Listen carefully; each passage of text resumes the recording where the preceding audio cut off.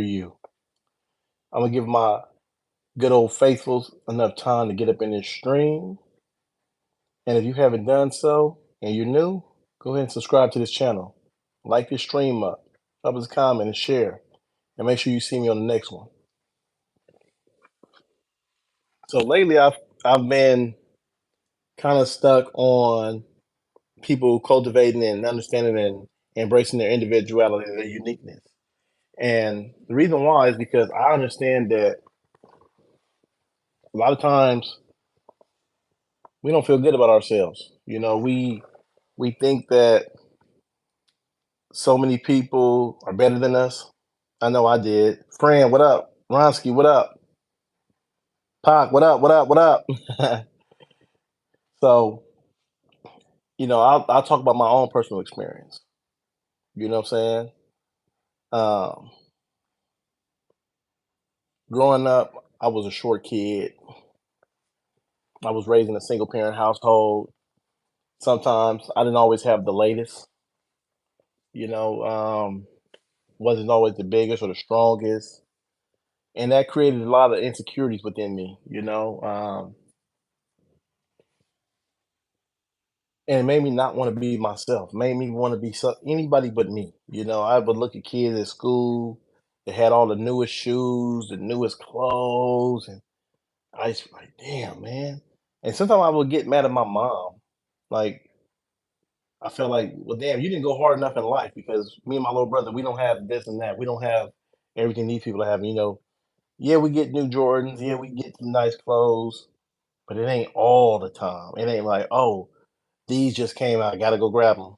I remember when I was in high school, it was middle school to high school when everybody's wearing like these Letterman jackets. It was the race car jackets, with NASCAR. They had the Coca Cola ones, the M&M, and I just thought those were so fly.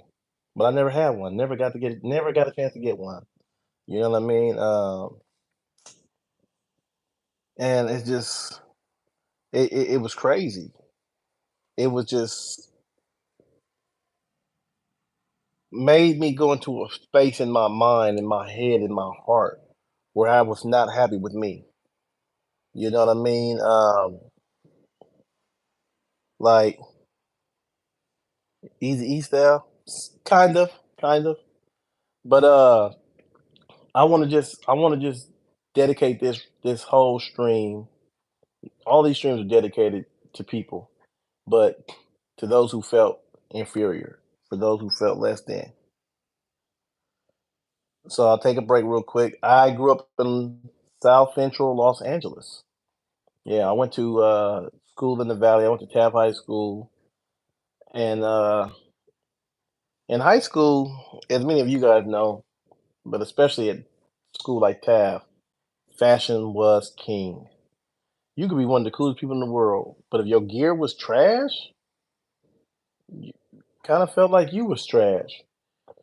You know, I remember one time I was supposed to go on a date with this girl, and I had on a velour suit, black shirt, but my shoes, man, my shoes was not the best, bro. Yeah, me and Ice Cube actually grew up in the same neighborhood, same area. I grew up on this side of the tracks. He grew up on that side of the tracks, or whatever, but same area. I rolled past the store that he talked about. Slow down for the dip on 108 and keep mashing. You know what I'm saying? But I want to say this to anybody, to everybody who ever felt that they weren't great, who felt they were less than because they didn't have this, that, or the third, or you might have came home and instead of a hot cooked meal every single day, you had to eat leftovers for the whole week. And I don't be feeling good a lot of times when you hear your friends, "Oh man, last night my dad took us out here to this. Oh man, my mom made this, bro. It was fire." And you like, well, damn, I've been eating same spaghetti my mom made on Sunday, right? And I laugh because that is such a dumbass reason to feel less than. Because there's people in this world who don't have no clothes, no clean clothes at that. You know what I mean? people who don't have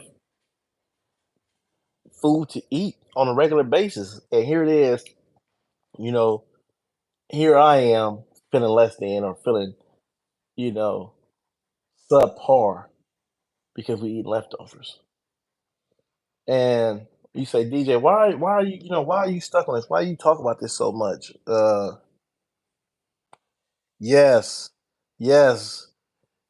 In high school, not so much in Los Angeles, but I know growing up in middle school, elementary and middle school, like the people who could bust out a Lunchable real quick and you remember they had regular Lunchable. And see, this is what I'm saying. This is the thing. This is the comparison thing. You may have the regular Lunchable, but the other person got you make your own pizza, and it's like, damn, I can't even get that. You know what I mean? Amen, Tupac. But you see that for me, it started triggering really negative thoughts. Really like, well, if my mom can't get it, then I'm gonna go get it, and I'm gonna give a damn how I get it, right? And what did that do? It compounds. It led to more and more and more negative decisions, more negative choices, more negative thinking, more negative self talk. Damn, I ain't got this. I'm finna go.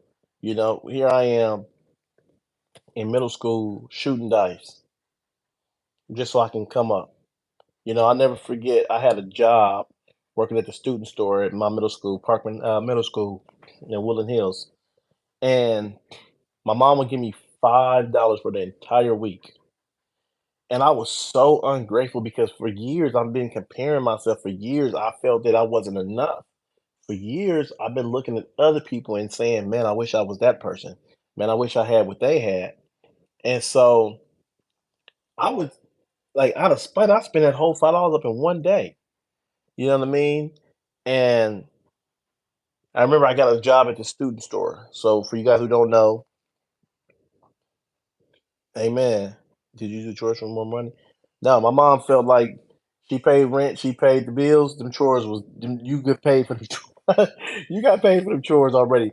But I remember I was working in the student store, and for you guys who are unfamiliar with that, student store is where they would sell like candy, juice, and lunchtime ice cream. So a lot of things there. So I had the job. I remember being so stoked, like, yo, I got a job at the student store. It's up, it's up. Hell to the no. They didn't pay us. They would let us we worked two shifts. We worked the nutrition shift and we worked lunch. And you know where our reward for giving up nutrition and lunch was?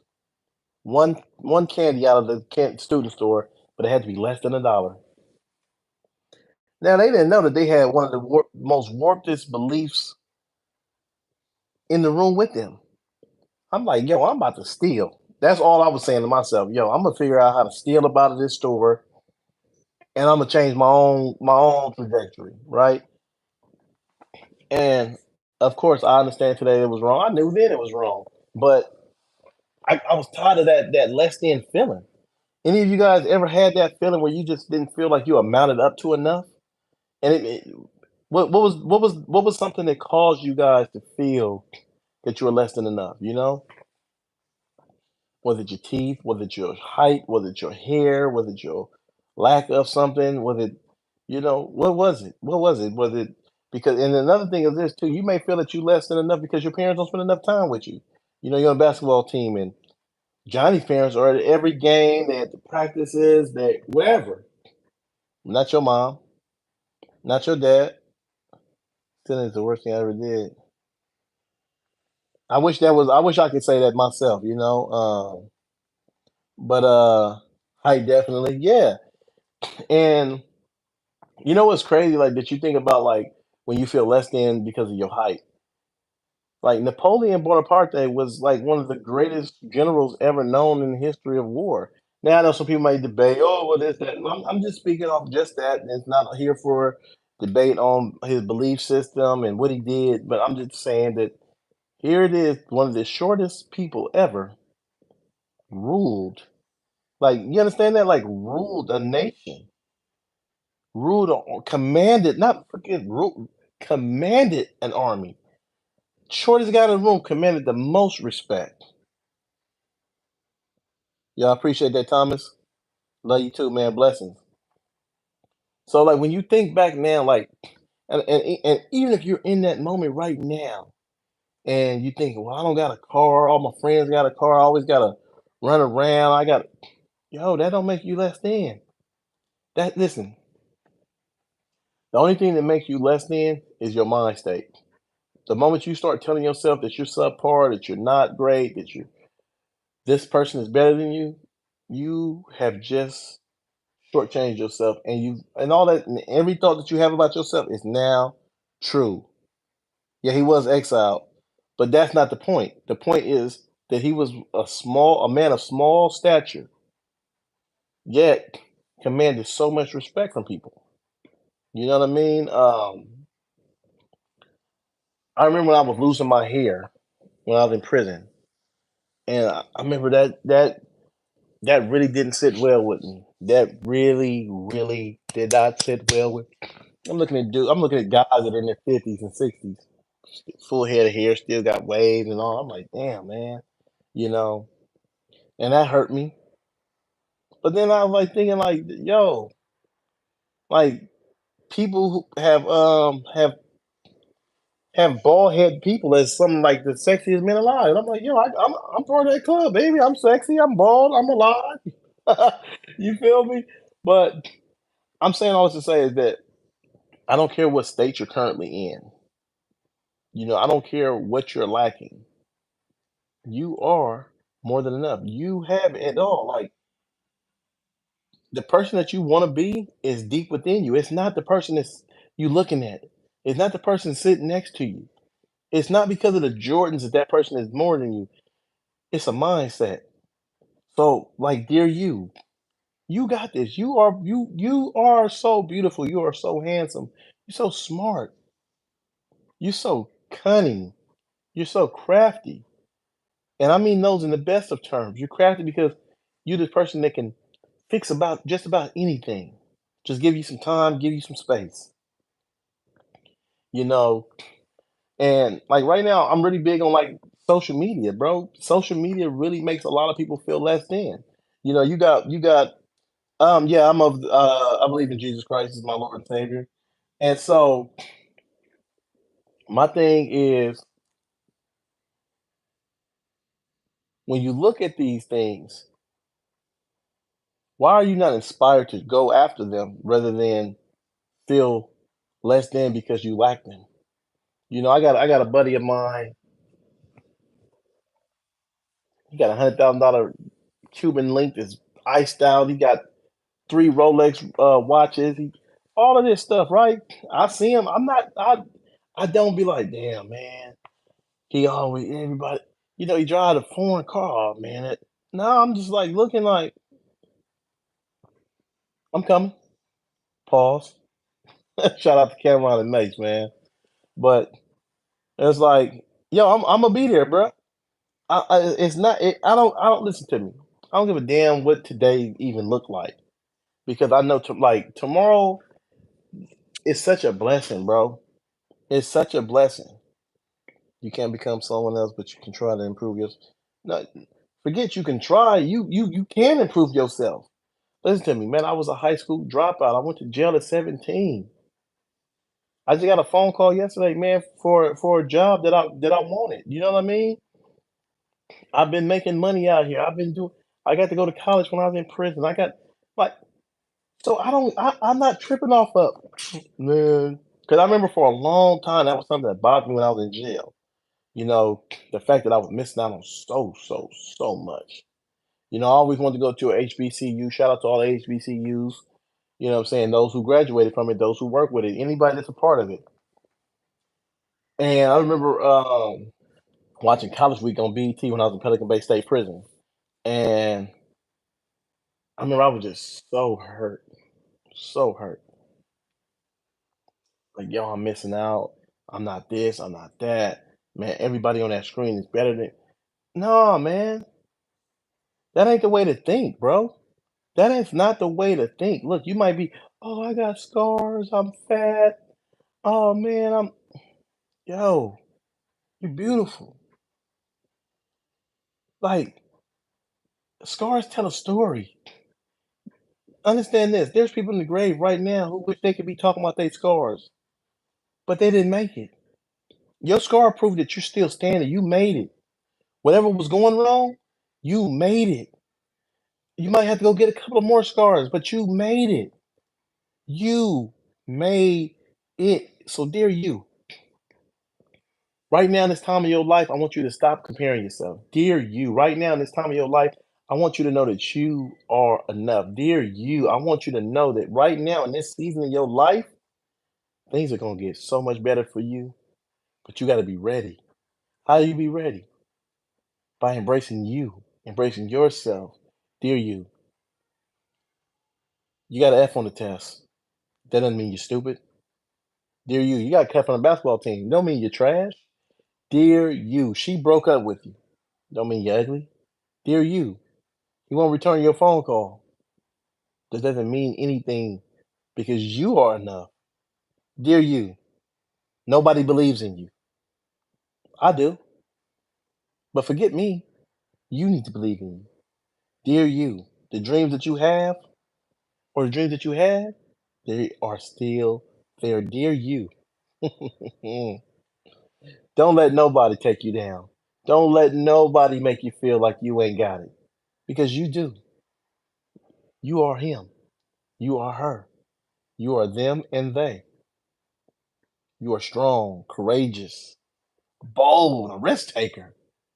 A lot of people can't take risk in life. A lot of people play it so safe. But dear you about to go out there and you about to change the narrative of your life. You about to change the narrative for other people, how they speak about your life. Dear you, they said I'll die in prison, but here I am live streaming, encouraging you, motivating you, but seeking you to be your greatest self. Dear you, they said that I was a monster. I was a cancer to society and every other bad thing about me. But I changed that narrative because I believed in me. I knew that the person that I was wasn't the person that I was going to stay. I knew that wasn't the person that I wanted to be. So I changed. Dear you, when I got a life sentence, I had a family member tell someone David got exactly what he deserved. Dear you, it hurt. I forgave him. I moved on. I bettered myself. I strengthened myself. Dear you, if I can do it, so can you. Dear you, you're not as far off as you think. Whoo, you don't even know how close you are. Dear you, it's your time. It's your moment. Will you walk in it? Will you embrace it? Will you take it? What is your occupation currently if you want to share? I do private security. Um, and I just was hired to be a mental health worker. So shout out to all the mental health workers, man. I'm glad to be joining that family. Friend, I love the Muhammad Ali quote, you've lost again and again, the lights are cut off, but you're still looking at your dream, reviewing it every day and saying to yourself, it's not over until I win. Dear you, that quote was especially and most certainly directed at you. Dear you, I've fallen more times than I can count, but that means I got up more times than I can count either. Dear you, everything is crashing around you. People are walking out of your life. Opportunities seem like they're passing you by, but they're not. Dear you, the people that are leaving you because they say you're not enough, they not enough for you, and they can't handle it. Dear you, forget them and move on. Dear you, don't never, ever, ever, ever get caught up on somebody else's hangups when it comes to you. Dear you, I believe in you. I pray for you, and I know without a shadow of a doubt, you got this. Say it again. You got this. I encourage you all today. Step out of your comfort zones. Walk tall. I'm gonna tell y'all a story real quick. This just happened to me. Tuesday, I'm in the yard doing yard work. right? Get a text from my boss. He says the post been that we didn't have for over a year, it's over. Ask me did I panic? Ask me did I start stressing? Dear you, I believe in my God. I know that everything is gonna be all right for me. I've been brought way too far for God to just drop me and let me go. So dear you, I didn't panic. I spoke blessings over my life. I said, well, if that post is over, that means that hospital job is coming. Dear you, I was driving down the street yesterday, got a phone call. Dear you, guess who it was? It was an opportunity. It was the job that I wanted. It was the job I had been waiting on. And now I have it. So, dear you, just because it seems like it's going bad doesn't mean it is. So, let me leave you with this: walk in your purpose, love who you are because you're more than enough. Real recognize real. And I recognize that you got it. Till next time.